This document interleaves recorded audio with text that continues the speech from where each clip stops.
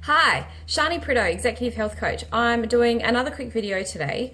I've had a couple of conversations with people. Health coaching session that I had with a client today brought up a few things about having a look at where she's come from, okay, along the way. And she's had a couple of stressful things that have gone on this last week. I know she might mind me talking about it. Her dog was bitten by a snake and she had to rush him to the vet hospital, and he spent a couple of nights in hospital. It was very, very stressful, obviously. You know, she got a big bill, which is also really stressful. And those kinds of things were going on for her. So there's been a lot of other stuff that have been going on as well. There's been some relationship issues. There's been some other things that are compounding. So I know that we can all relate to a compounding thing. So there's, you know, the string that broke the camel's back. So you're okay with a couple of things that go wrong, and then another thing goes wrong, and it's like, okay, I can do this.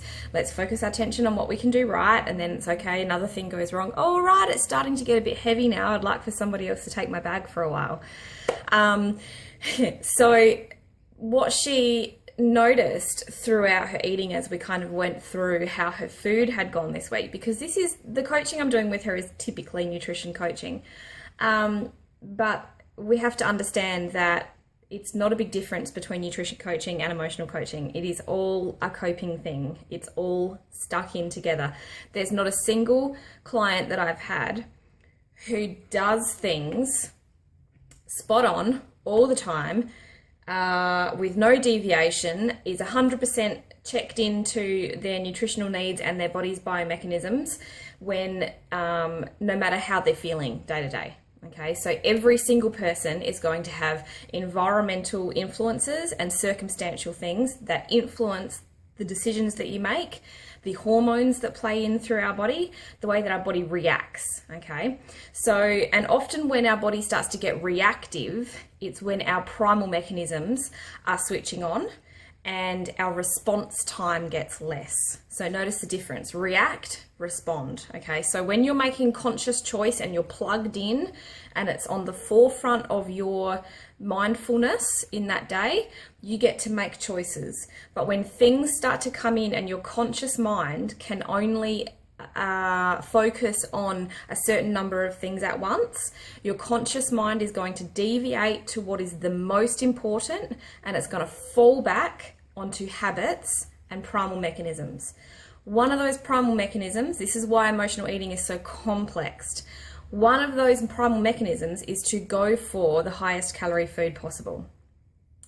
And that's when we're hungry, because often what seems to happen is that people, during the stress, people can forget to eat or be mindlessly eating and not eating nutrients, and the body can go into a mode of starvation during that time. Even if you're eating calories, you're not eating nutrients, your body's going to tell you you're still hungry, okay? So the primal mechanism is going to be to eat the highest calorie food possible. There is kicker number one. Kicker number two is the elevated cortisol levels, which is a stress hormone, okay? So what a lot of people don't realize is that most people that I see who walk into my office, mind you, some of them are coming in a bit more well-educated to me now than what they used to be, but a lot of people are still living on a low-fat diet, okay? Cortisol is the stress hormone. Fat in our diet, particularly saturated fat, okay, so that comes from animal proteins, are like the shock absorber to our stress levels, okay? So our hormones need this stuff. Let's just take a moment to consider that our entire body is made of saturated fat, that our entire body is made of cholesterol. Breast milk is full of cholesterol, okay?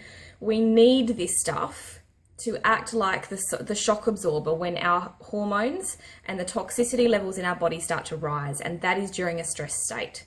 So when your body starts to get overwhelmed and you start to feel the feelings, the symptoms of stress, your body's already overwhelmed. You don't feel the symptoms of stress until your body's overwhelmed.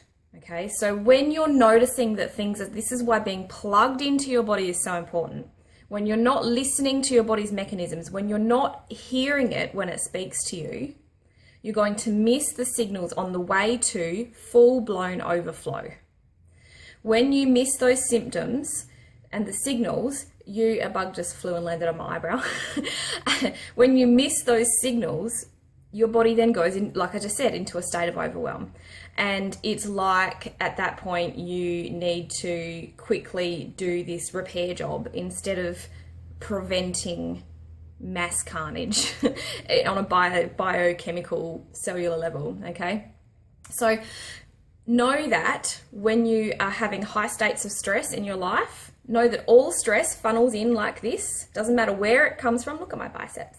Doesn't matter where it comes from, right? It can be mental stress, psychic stress. It can be thermal stress from the heat and the cold.